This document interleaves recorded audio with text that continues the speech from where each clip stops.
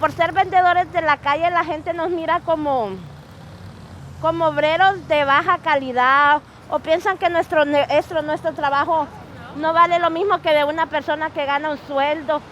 Y es mucho más sacrificado porque nos exponemos a tantas cosas. Esto ya fue creciendo. Ya es cuando la policía empezó a molestar. Pasaba y nos decían, aquí usted no puede vender. Violentan nuestros derechos por la falta de información, porque muchas veces tenemos muchas cosas en contra para que abusen de nosotros. Y la desinformación es uno de los más grandes. Uno es eso, otro es el idioma, otro es el racismo por ser latinos. Nos fuimos involucrando con la campaña de vendedores que empezó a existir hace 11 años allá en el este de Los Ángeles. Entonces me invitaron. Yo tuve que ir porque realmente yo necesitaba. Yo no quería ir a la cárcel. Yo no quería pagar tickets. Porque empezaron a poner tickets, empezaron a llevarnos a la cárcel, empezaron a deportar. Si no tenías papeles, te deportaban. Prácticamente la campaña nos buscó a nosotros. Ellos vinieron y empezaron a hacer alcance con nosotros aquí, invitarnos a reuniones, explicándonos cuál era su causa, que estaban luchando por nuestros derechos. Y básicamente así nos fuimos una reunión tras otra, una reunión tras otra, y aquí estamos hasta el día de hoy. Así es como me fui involucrando a la campaña. Hasta que hace 2 años, si no me equivoco, el señor gobernador firmó una ley a donde realmente estoy muy agradecido del señor gobernador porque él vio que en realidad nosotros no somos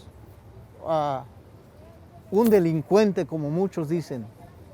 Entonces prácticamente por eso, porque digo yo, al estar yo informada de mis derechos, un policía puede venir y quererme dar un ticket y sí me lo puede dar, pero yo sé por qué me lo puede dar y por qué no, y si está violando mis derechos o no.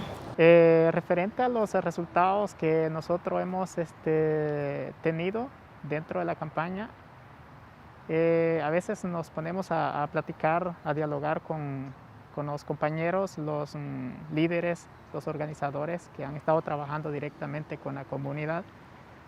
Que la campaña, pues, o sea, la lucha de la venta ambulante, o sea, no es nada fácil, ¿va? Para poder lograr convencer a los políticos para poder aprobar una ley.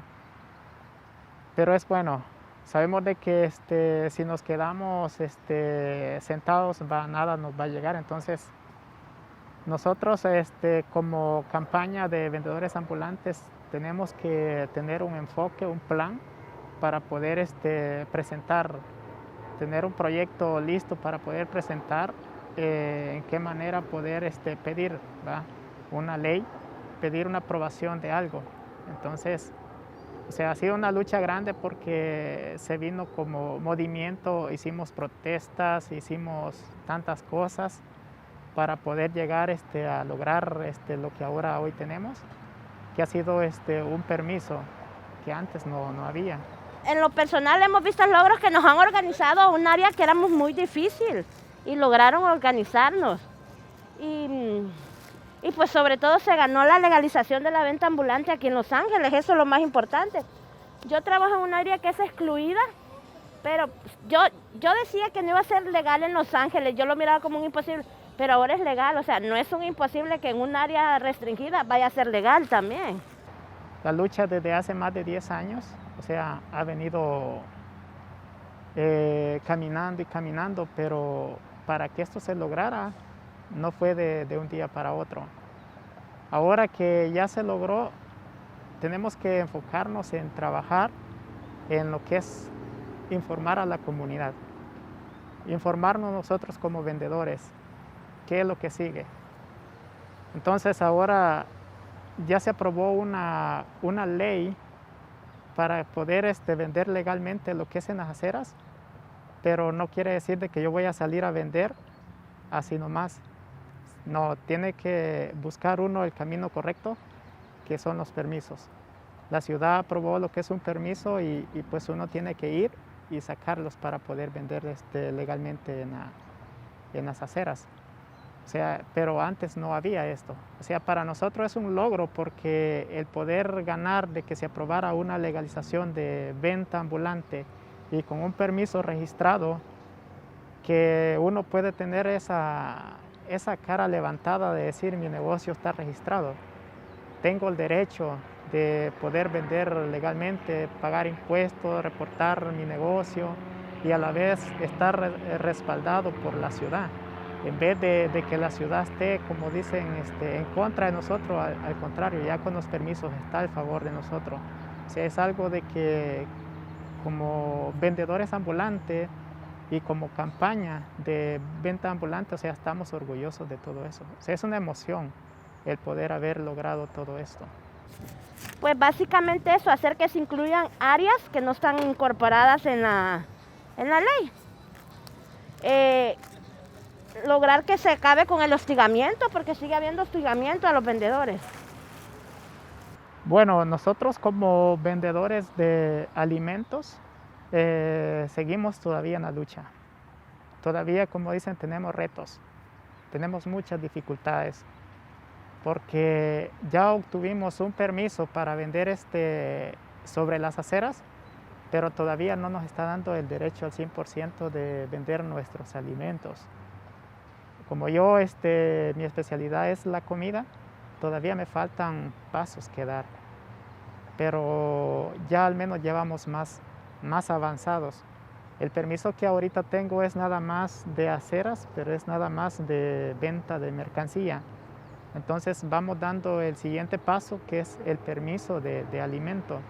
Gracias a Dios ya se aprobó lo que es la ley, se aprobó el permiso para poder vender los alimentos, pero tenemos que esperar un tiempo más, porque para la ciudad todavía ellos todavía quieren un carrito especializado para poder vender los alimentos, para poder soltar el permiso de salubridad. Yo quisiera que nos dieran una mejor oportunidad, que eso se habló también en la campaña, con el condado de Los Ángeles, que nos proporcionaran un plano para los carritos de cada vendedor, de acuerdo a la necesidad de todos los vendedores. El que vende tamales, el que vende raspados, el que vende paletas, el que vende... Todo eso tiene que ser adecuadamente y autorizado por el Health Department, autorizado por el personal del condado. Pero hasta ahorita no existe, no ha hecho caso los señores del condado, que nos den esa oportunidad. Pero sí han hecho caso venir a quitar nuestras cosas. Muchos compañeros ahorita últimamente le han quitado las cosas. Se lo han llevado a la cárcel. Por lo mismo, porque no nos dan esa oportunidad de trabajar. Cuando un negocio empieza a reconocerse, empieza a pagar su impuesto. Entonces, por eso es que estamos pidiendo una ayuda, porque queremos subir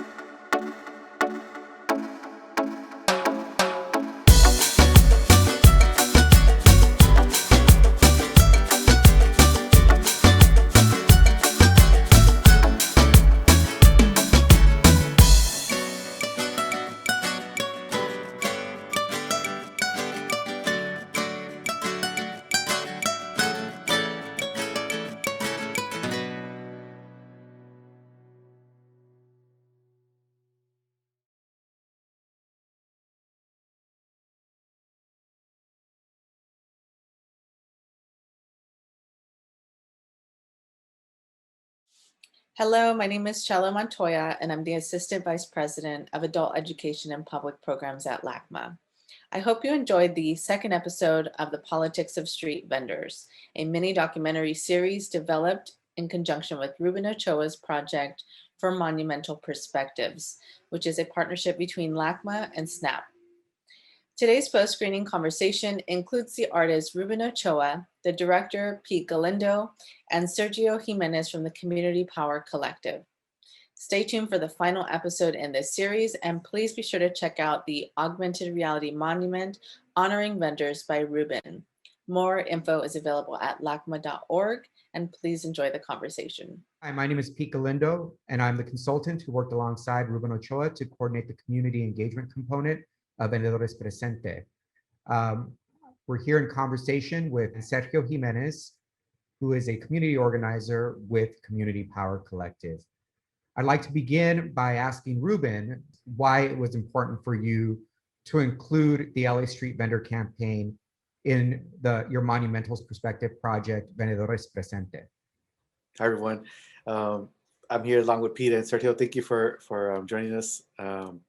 Why was it important for me to include the street vending campaign with Vendedores Presente? As I was conceptualizing the project and the idea when I was invited to propose a AR monument for LACMA by Snapchat.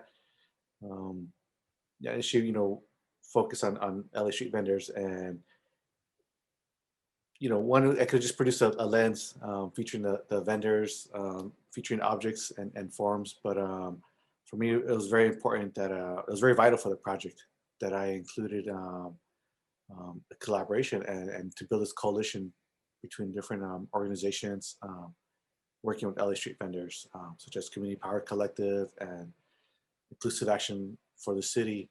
For me, it was very vital for me to include organizations that are already working grassroots, hands-on with LA street vendors.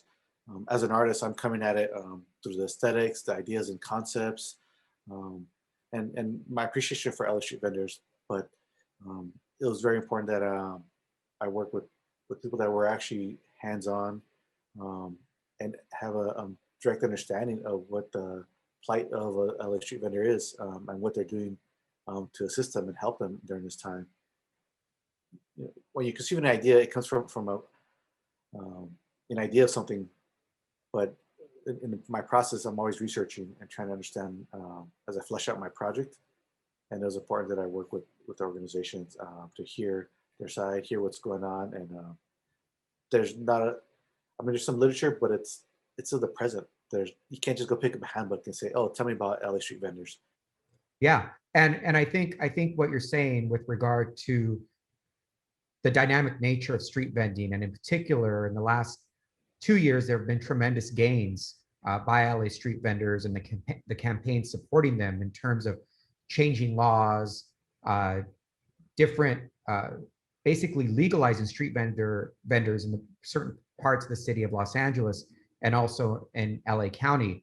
So with that, why don't we bring Sergio Jimenez on board, who is one of the leaders in terms of organizing within the LA Street Vendor campaign through Community Power Collective.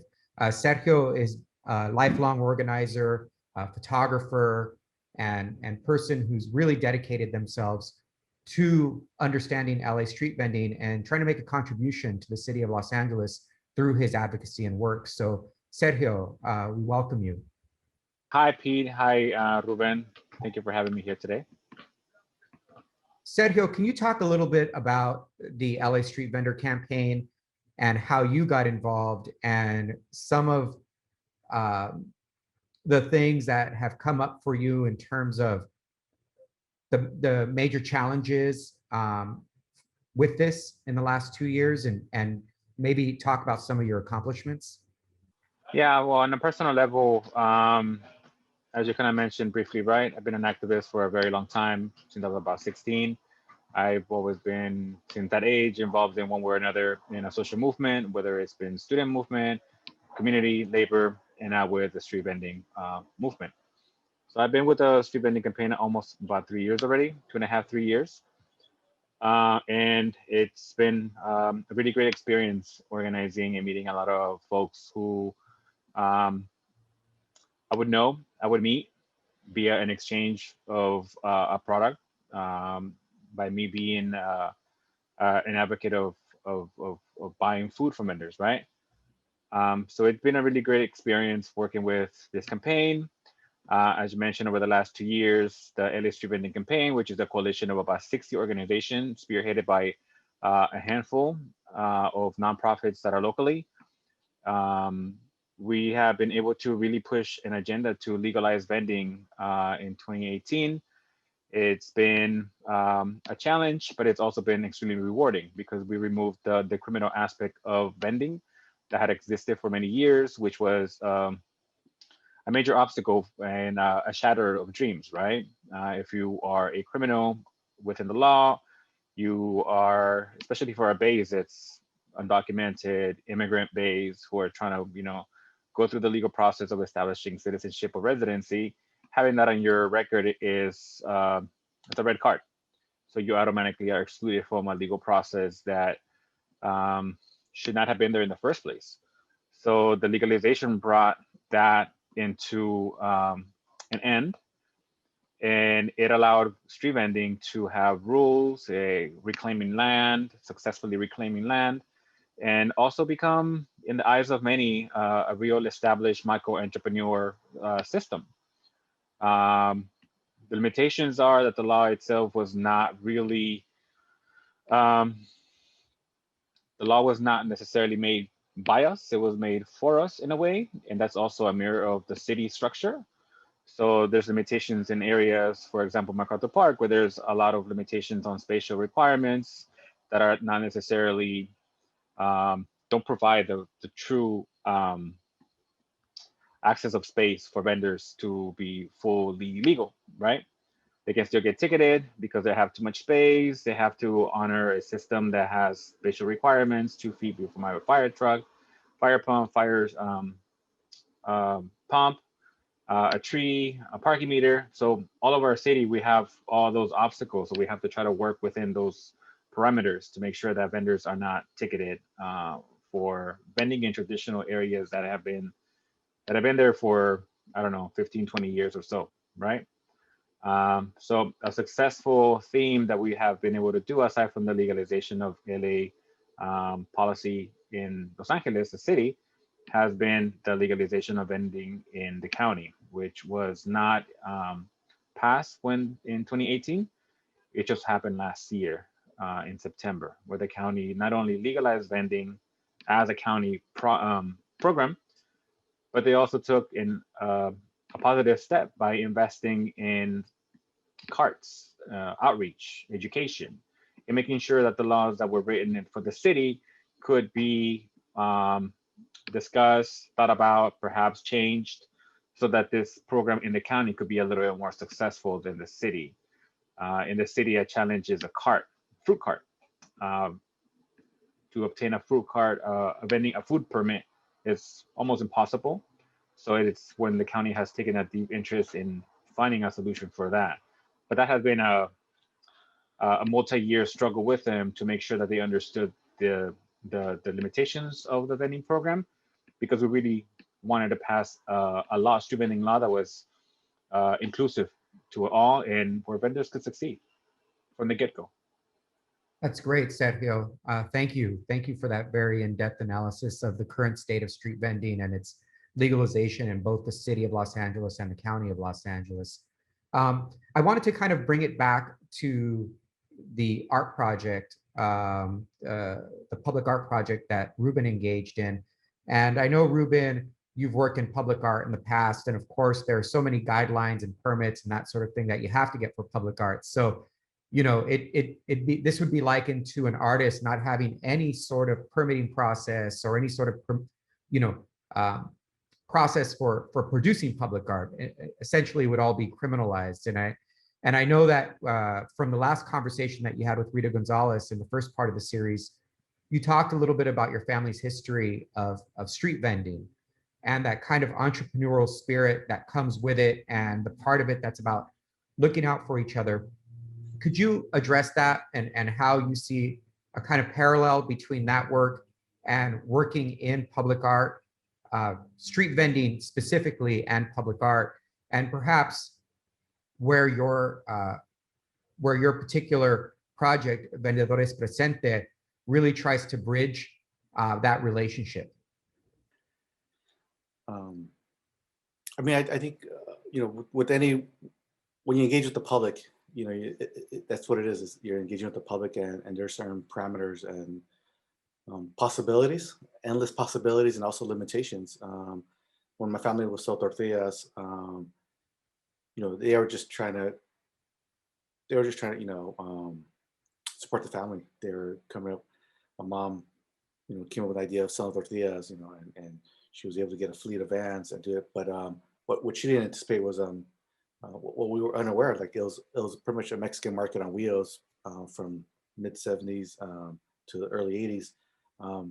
She was unaware of the rules and regulations, and so we would get dinged and popped with citations for not having the right permits. What were the permits back then?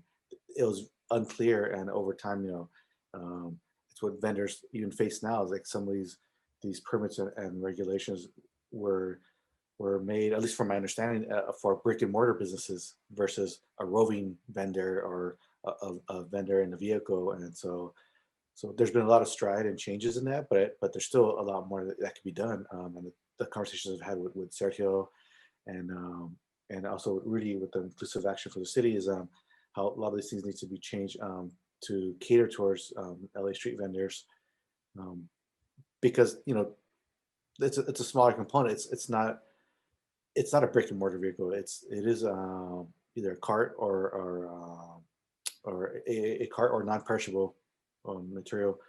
And as an artist, when you're dealing with you know, for me, like selling tortillas, what I really learned from selling tortillas with my family was it was almost like an act of intervention, like kind of like in a very situationist way. Like we would sell tortillas. We had a ruta to go to. My mom developed, and but we would have to navigate, and we'd have to navigate different aspects of the city, from parking, city enforcers to even going across different barrios and going from one community to another. And what allowed me to enter into a lot of these spaces was being the son of a tortillero. You know, I got to go to different neighborhoods and barrios and cross different areas, and so understanding that aspect of able to bridge boundaries, something I carried with my practice and my work constantly. Also that matter of looking formal, like I'm here to do work. This is me. This is my job, and it comes with a certain confidence. Like I'm rightfully here. This is what I'm supposed to do. And so as an artist, I carry that too. If I'm going to create a work and if there's no permits, a lot of my earlier works were interventions. I would just go and create these interventions in the street. Not interested in working with the white cube or the gallery. It was always like, how do I get the work out in the public and intervene with the public and invite the public. My work has changed, has changed over the years, where it's like, how do I deconstruct it from the inside, and how do I, like now I'm getting invited by museums to create these projects or do these things. For me, it's like, still, how do I get it back out to the public and engage with the public and invite them? And this is one of the, I guess, culminations of years of just working with, tapping into my own subjectivity and bridging, you know, my aesthetics and working with LA street vendors. Well, Ruben, I mean, it's so synergistic in terms of the work that you're doing that you've done as a public artist in street vending, because I think I've talked to Sergio a little bit about this, which is this idea that there are people working as street vendors, kind of intervening inside of Latino communities to kind of create this market that doesn't exist for foods that people want, but they can't set up a store, they can't set up a restaurant.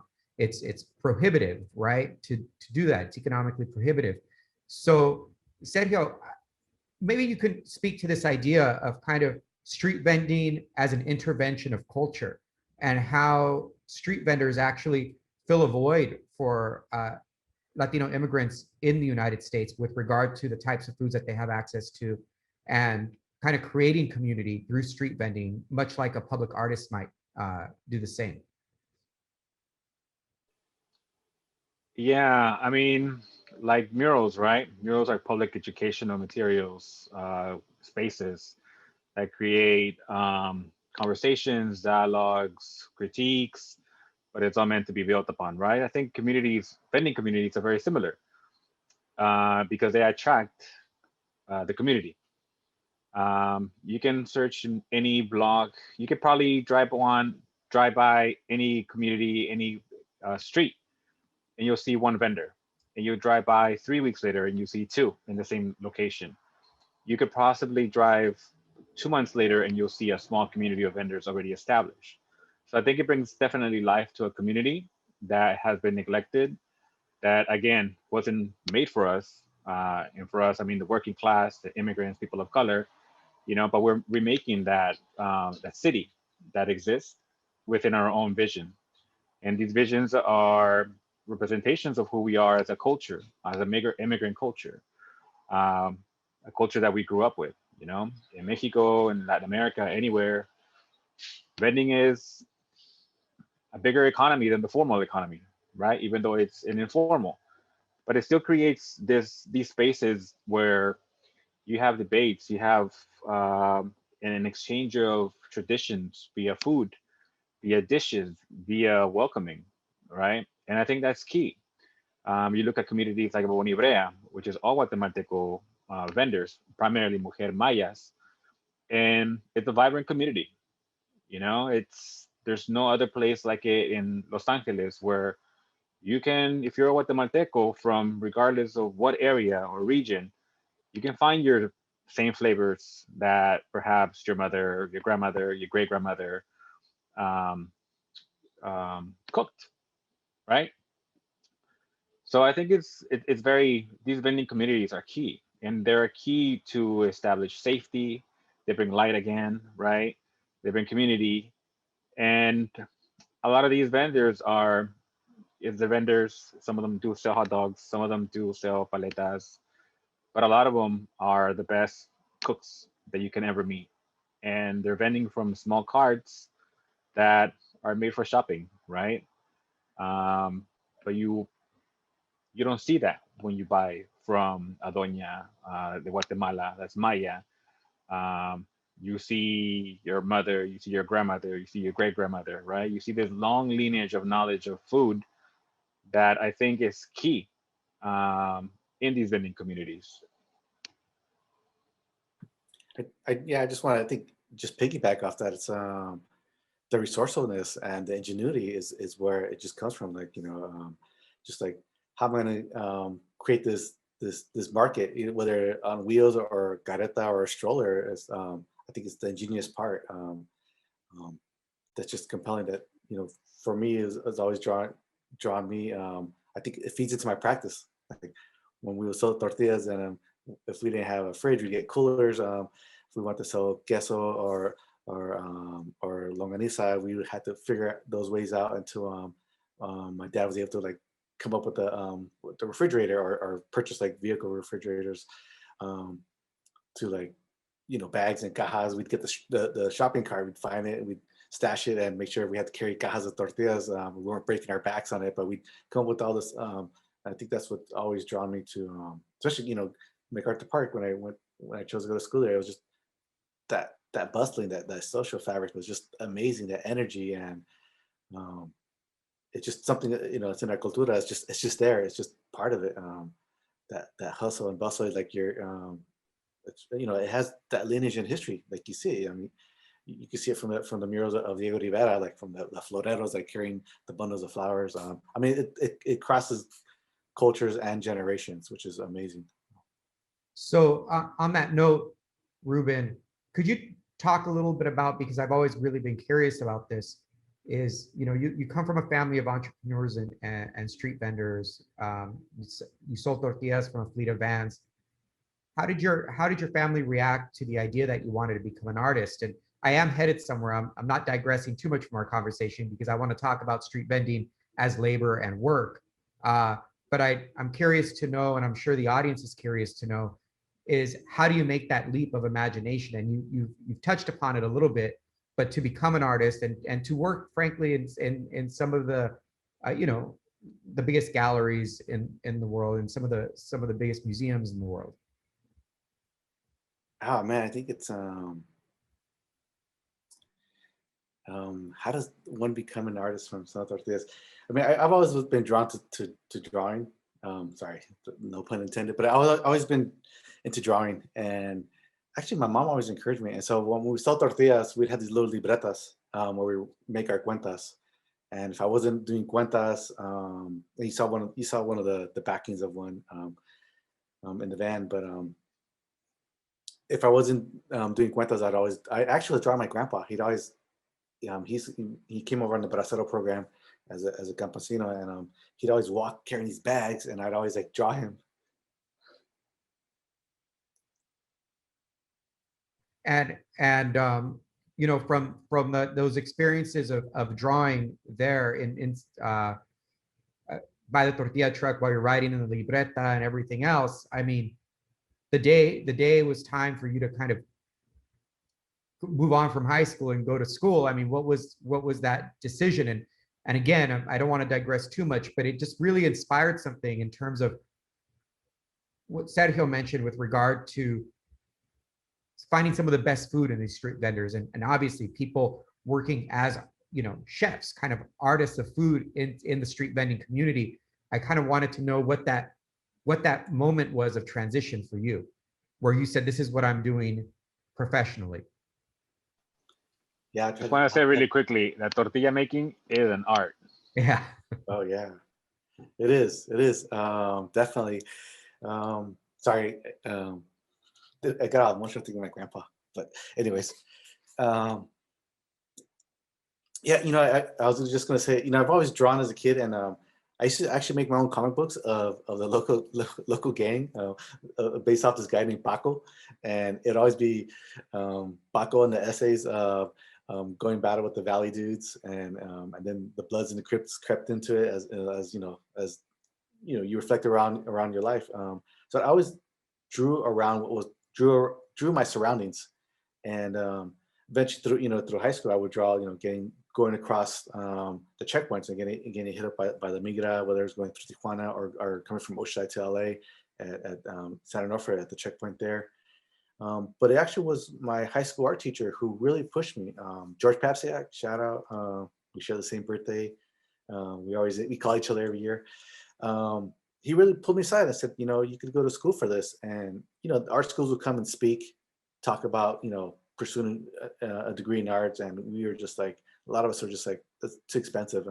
But he really pushed me in trying to get a scholarship. And I didn't know what it meant to be an artist. I knew I liked to draw. I knew I liked to illustrate things. And when I actually went to school, when I decided to look into going to school, because I was building a portfolio anyways, it was just something our teacher really pushed us in documenting our work. When I was building my portfolio, I actually was interested in going to illustration and painting. But in that process, I remember from high school, because they don't teach you a lot of Mexican American, Chicano history, Latino history. The things you would read is like Pancho Villa was a villain, and you're just like, wow, that's different than what my family would talk about, or those are like the stories in English that we'd have to read. But I remember another good friend took me to Chicano Park and being blown away by the murals. And when I started learning about the Tres Grandes and Siqueiros, was David Alfaro Siqueiros was just, he just blew me away. I want to be the next Siqueiros. So I didn't get to paint a lot of murals. I did paint murals, but I didn't have a lot of space to paint murals. So what my mom would do, totally was an evolution of vendors. She went by foot to trunk of car, to vans, to restaurant. What she let me do is paint all the windows, and I would paint the crap out of the windows. She just give me free range. She still has it. It's Garditos Chicken, Oceanside. Sorry, shameless plug. But we can edit that out. Sorry. she let me paint the windows, and I would just go to town. I would paint chickens flying, like reindeers for Christmas, for Navidad. I'd paint a character called Pancho Claus. I would just go and paint a range of things, and she just let me run with it. And then as I decided to go to school, all of my influences I realized were either the murals, as I was painting murals, or Los Torres Grandes. A lot of my work had a fine art. I was drawn to the fine art aspects of things, and that's why I decided to pursue a BFA in fine arts and painting. And eventually, just doing sculpture. I hope that helps. Well, yeah, absolutely. And I kind of wanted, because you went into sculpture. I mean, you had to find a place for yourself in an environment, and chart your own path, obviously inside of the gallery system, inside of the museum system, and everything else, and still talk about the things that matter to you, but at the same time, figure out how that conversation could take place. And so the language had to shift and change a little bit. And I want to talk a little bit about that with Sergio with regard to street vendors, because people always consider street vendors as kind of being this underground economy, this other type of economy that has nothing to do with the mainstream and traditional restaurants. And I think one of the challenges for you, Sergio, in the campaign has been to say, no, this is actually beneficial for you to have the participation of street vendors inside of the mainstream economy, and in particular in the food economy here in the city of Los Angeles and the county of Los Angeles.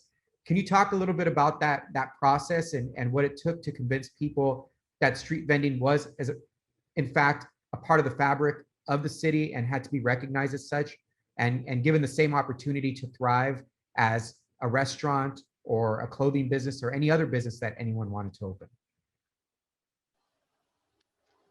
I mean, we're still trying to convince folks, right? Because there's still a lot of negativity and misinformation, a lot of racism that comes with the inability to understand the valued role of vendors in the community, right? And not necessarily just based on taxes that the city is going to get a bunch of money from this, right?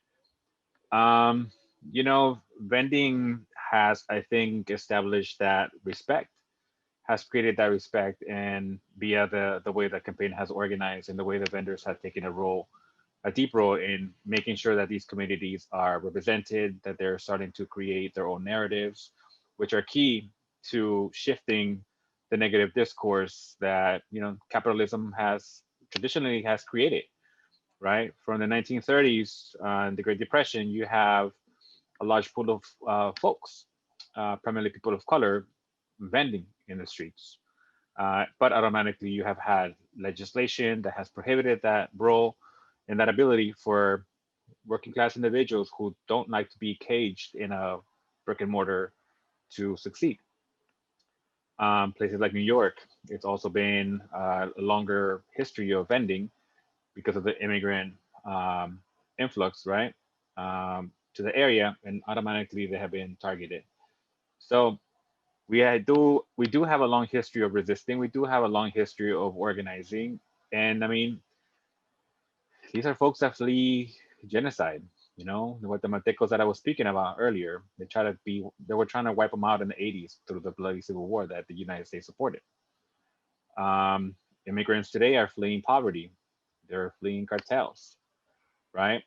So these are folks who have deep skin, deep and tough skin, and many want to come here to flee that, and they don't want to repeat it, but they are faced with the limitations that, in the end, the capitalist structure creates, right? The complicated, convoluted process of a permit, multiple permits, right? But people do want to succeed. People do want to go ahead and thrive. For an immigrant who doesn't want to be a dishwasher every day, whose doors are not open to become or to go to school, or because it's too costly or whatever, vending is key. Vending is key to start establishing those pillars that are going to make them one day buy a home, maybe perhaps open a business. You know, you hear a lot of lately with those food trucks, all these great chefs that are popping out. A lot of them were vendors. A lot of them grew up in communities where vending was uh, the cornerstone, the cornerstone of their lives. You know, you woke up, you saw vendors. You came home, you saw vendors. Many dreamt of vendors. So vending itself is never going to go away. Vending is only going to get, I think, better. And I think we need vending in these communities. We don't want cookie cutter communities that are constantly excluding folks. Um, vending is one way to really um, bring a social change to our society for the benefit of all. That's great, Sergio. Thank you. And absolutely, I think I think that as we're working on this project, we began to see it a little bit more in depth where vending was at this point, and especially in our conversations with Marlene, Aureliano, and Pedro, who were very articulate in terms of describing what the challenges were and what was happening. One of the things I'm really interested, Sergio, and I want to ask you before we get back to Ruben, is could you talk a little bit about your initial reaction to this project and what that was like in terms of, because you're on the ground, you're doing this really serious work, right? You're out there advocating to change laws, you're going vendor to vendor, getting them interested in your campaign, and you're pounding the pavement. And then Ruben Ochoa calls you out of nowhere and says, "Hey, I'm this artist and I'm doing this Snapchat lens with LACMA, and he describes it to you. And I just like to know what your reaction was and how you felt like this might contribute or support your efforts, or whether you thought it would contribute or support your efforts in the beginning, and maybe what you see as the benefit at this point of this project." I'm not that old, but I think I'm a very old school type of person. I don't mess around with filters. You know, you have Instagram. I don't do Twitter. I try to limit my social stuff, right? Because it's too much. And when he proposed that to me, I had no idea about filters. I was like, okay, let's try it out, you know? CPC and the LA Street Vending campaign, like I said earlier, we definitely promote the art, the concept of art. It's a genuine component of a social movement, right? Creating your own artistic expressions, right? Such as muralism, like you guys were talking about earlier. And I called him, I talked to him, and he, you know, from the get-go, he gave me painted this, you know, fruit basket and this flower that was going to explode. And I was like, I don't know how this could be, you know, good for the vendors, to be honest with you, because I've never seen anything like that. I don't play around with anything like that. And the folks that I organize are typically mid-aged women, men, old school folks, right? So I didn't think there was going to be a way for them to understand it. And I think that was my own, you know, assumption. Because I think a lot of my work deals with like serious issues, right? And here and there, you start hearing the stories of their personalities and everything else. But I was just like, how do I present it to the vendors, you know, to the vendor leaders? Like, what am I going to say? This massive orange is going to pop in your phone. Like, ow. So I called the vendor. I called Merlin actually, and I was like, hey, like, there's this proposal. Ruben, he's an artist. He's Raza. He wants to do it in MacArthur Park, but he's talking about filters. Like, I don't know anything about filters. Do you know anything about filters? She's like, yeah. Snapchat, yeah. Filters, yeah. I use them all the time. I was like, what? And she told me that she used them. She told me what it was about. And then my also second reaction was to look at my kids. My daughter, my wife use them too, right? The filters are so popular. So I started understanding a little bit more. Then I met with Ruben again. He started telling me more about the monumental aspect of it. He told me about his history within the community of MacArthur Park. So I kind of based myself more on his vision of what he wanted to create in terms of a community vending representation that was culturally sensitive, but also engaged with the vendors themselves. And that's when Merlin, Pedro, and Aureliano came into this project, right? We definitely wanted it to be educational. We definitely wanted to be a tool for social change, not just a pastime. But um, I think it's a good way for build bridges also with LACMA. I know that um, LACMA's setting museums are one of a kind.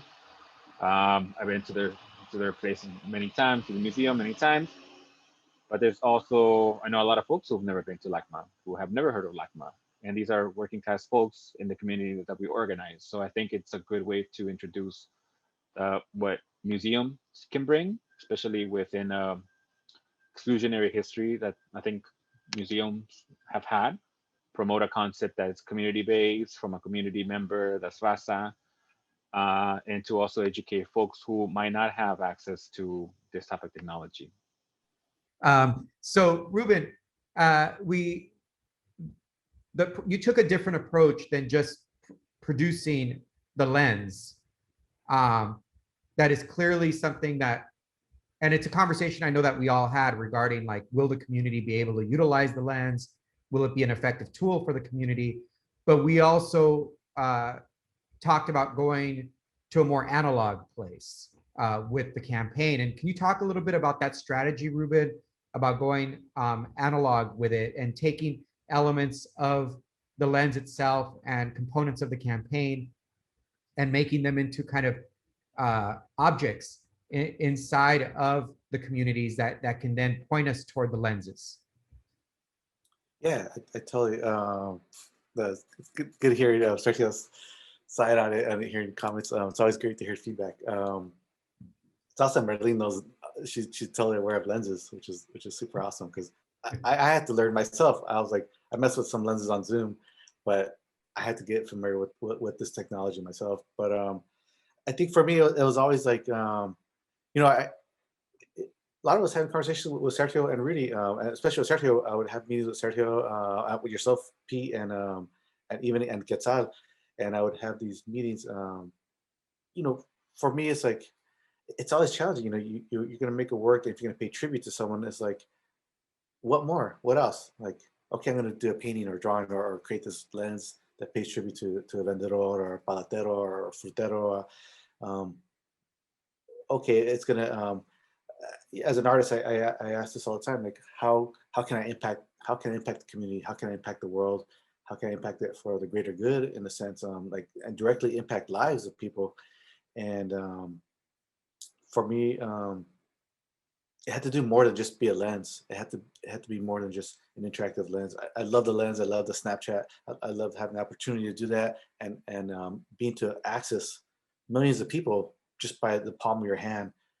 They could totally access, experience this Vendedores Presente whimsical world, but it needed to have much more, go beyond that. And for me, was constructing this website that was part of it, with the suggestion and advice with both Sergio and Pete, yourself, on how to create this site that will work as a tool for vendors. They could use it as a tool to learn about los derechos, the rights, the permits, where to get permits, and also the reglas. And that was one component. Like, all right, now it's a tool in your hand on top of experiencing this AR lens. But the other thing is, like, I wanted to, it needs to be in the streets. Like, we talked about geolocating it in a certain site, and I wanted it needs to be in MacArthur Park. That was my, when I came to Otis, that was came to LA, that was where I encountered a lot of vendors. That's where I see the synergy happening. A lot of vendedores. Yeah. So, I mean, like the posters behind you, for example, these are posters that have been distributed to vendors who are part of the LA Street Vendor campaign. So people are going to see these throughout the city. They have a snap code on them, so you can access the lens immediately. Shows us who's involved. It's from the kind of street aesthetic. Can you talk a little bit about the posters? Ruben and Sergio, feel free to chime in regarding how you've been distributing the posters to the vendors and what their reactions have been to the posters. I was just gonna say, no, we were talking about geolocating it, and it was gonna be geolocated by phone, through Snapchat. And like Sergio said, you could go down any street and you could find a vendor. You could find one vendor here. You could find later on there's a couple more. Then it's a whole community. It's integrated and it's embedded in the social fabric of LA, not just Los Angeles. All around, all around the states. So I wanted to have a physical presence as well. And for me, it was like, how do we create this physical presence? We talked about the snap code as a sticker, as a sign, put it on a cart. Then I was like, well, let's look at Colby printing posters. They inundated LA from 1948 to 2012. This split, fountain split rainbow roll with kind of like lucha libre posters to get your pipes fixed at your home, plumbers, to Los Gran Éxitos of the next band.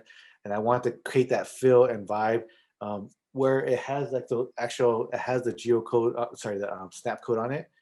And we could put them up around the streets, around the city of LA, so it could also activate the lens. And then now there's a physical presence. It almost becomes the museum didactic. It's there, it's present. This becomes part of the monument. It's physically around. And Sergio and CPC and Inclusive Action for the City have been passing them out to the vendors. The idea is to hopefully los vendedores will get them and put them on the cart. Maybe they'll slang them, but maybe they'll hopefully put them on the cart and show how this network and how because it leads you directly to the website. Sorry, but I had fun with it. I ran with it. Instead of just vendedores presente, here's info on the project. I mean, the overall project, I ran with it in the sense where instead of just depicting a vendedor, I'm like, all right, here's el lotero volador, and it's flying around. Here's los gran éxitos de las paletas, and mucho más en el snap. I really want to make it playful and draw the audience in, and then engage with them, and then hopefully they in turn enjoy it. And there's so many links to it to support vendors. That's great. Sergio, what's been the reaction and the response from vendors regarding the posters and presenting them and distributing them? Yeah, sorry. It's been positive. It's been something new to a lot of them. Again, lenses, filters is new for a lot of our community. So it's been fun showing them how to use it, how to download it, how to navigate it, right? We've used it immediately after we've elected community representatives within certain community areas that are vending. So vendors vote their leadership. So when we have these tough and hard discussions about leadership roles and community building and everything else, once we're done, we've shown it to vendors, and automatically they're all just like looking at the sky. It's something that they can also kind of link or use as a link with their children, with their children's children, neighborhood kids, and everything else, right? And we've distributed them in. We had a vaccination program. We distributed some there. We distribute cards, $400 cards to vendors who, apply. So we distributed them there. So we've had folks leaders from the Valley, from East LA, from South Central, come in and pick them up and distribute them to the members. So far it's been really good. We've had leaders that like the format of the poster because it reminds them of that, La Sonora Santanera posters that you see as you're driving by downtown LA, and this is like a good way to kind of continue that visual link. Well, just to bring this particular part of the conversation to a conclusion, because we're gonna continue to have a more in-depth conversation regarding the resources that the campaign has contributed to the overall LA Street Vendor campaign. And we're also going to talk a little bit about the on-the-ground work that Inclusive Action for the City and CPC, the Community Power Collective, have done together to actually help street vendors through the pandemic. Really looking forward to the next part of this conversation, which talks about the more kind of concrete contribution that Vendedores Presente has made to the LA Street Vendor campaign, and hope to talk more about this really unprecedented year and what House Community Power Collective and Inclusive Action for the city have risen to the occasion and addressed a community that was virtually being ignored by the city, the county, the state, and the country. Ruben, is there anything else that you wanted to say? Did we miss anything? Yeah, I know Sergio probably gets to go. I just want to, I know we didn't get to have a back and forth with Sergio, but I just wanted to thank Sergio for his willingness to be part of this. I know something that you weren't familiar with, and then I came with this proposal of like this whole whimsical, like magical realist experience of these data that's flying around, things bouncing. Had so many ideas that we couldn't all fit in the lens that I was bouncing off Sergio, but I really took to heart what he was saying and how he was discussing like how we got to rewrite the narrative, like how they've been criminalized for so long, and the thing is like how do we show it in a positive outlook, and for me it was like really taking it to heart and also adding the social action to it. It just could have been the lens and that would have been it, and the supporters like LACMA, Snapchat would have been excited, but I needed to add that extra part that reached out, that went the extra mile by adding the hashtag support street vendors, LA vendors, feed family, carts not tickets, education not enforcement. All those hashtags came about having these conversations with Sergio, and to make sure that like those things were represented. And even on the bucket, if you walk around the bucket, it's a little challenging. You gotta like walk a little bit, and sometimes you could pinch it on the lens, but if you walk around it, you actually see the logo, and just like you see the barcode, you see the LA Street Vending Campaign on the side of the bucket. Yeah, and you know that's why we moved forward with this, because hearing the voices of vendors, their struggles, isn't important, especially using these type of platforms that these vendors usually don't have access to, right? Like I said earlier, many folks don't know what LACMA is, where it is, what it does, right?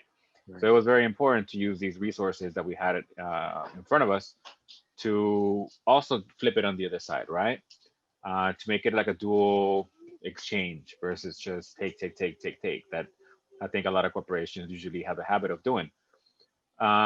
So I think these stories of the three vendors that you guys have documented, I think this is what really pushed us to continue moving forward, because it is these type of stories that a social movement needs to give, you can kind of say, right, or participate within a process. I think without that, I don't know if we would have moved forward. I think we would have supported you, you know, but I think we would have definitely, seen it from the outside, because this is a project that's based on street vendors. Vendors needed to have a role in it, and I think there's no better way than really. I think the three vendors that we have here that were documented are key to making sure that this narrative is theirs. Right. No, and it's actually something Snapchat was always for too in the beginning. Like when I told them we needed to include the voices and how do we capture that. Their initial idea was like a swipe up feature. Like the lens got really quickly complicated in the sense like we wanted to have we're going to have all these visual graphics with the lens, audio, music, click buttons to swipe up features where it'd be snippets of different vendor leaders that we would interview. Luckily, we were able to like consolidate it and be like, all right, this is the best way to present this thing because it's limited. It's limited memory in the actual app. So I was like, all right, the way to go about it was create the AR lens, create a web page that becomes a tool for vendors and for those that want to get more information on both CPC and inclusive action. There's those links. And then the docuseries was kind of born through that. I was like, all right, well, we can't add all these features in the lens. We'll do it through LACMA public programming where we actually go and follow 3 street vendors and pursue that. Because so it's in that sense, that's how the project just grew immensely in a really great way to try to capture everything. I joke and I say, we only did 25% of what I really want to do with this project. And LACMA and Snapchat looking at me like, what? Because we're working on this day and night. But yeah. Well, Yeah, thank you so much, Sergio, for all of your work and your participation, because without you and without Rudy and the organizers and of course the street vending community, the project would not be what it is. And I think it makes it whole. Without your participation, this project would have been very incomplete. And we hope that it becomes a model for how the museum and how organizations can begin working with communities when they're not just, a community isn't just the subject of the artwork, but can be an active participant in their own destiny and their own representation. And hopefully whatever gets made is ultimately beneficial. So thank you. And I think that concludes our conversation. Thank you both for being here. Awesome. Ahua. Great, thank you. Thank you. Gracias. Thank you, Pete. Thank you, Sergio. Thank you, Ruben. Yeah, thank you everybody here.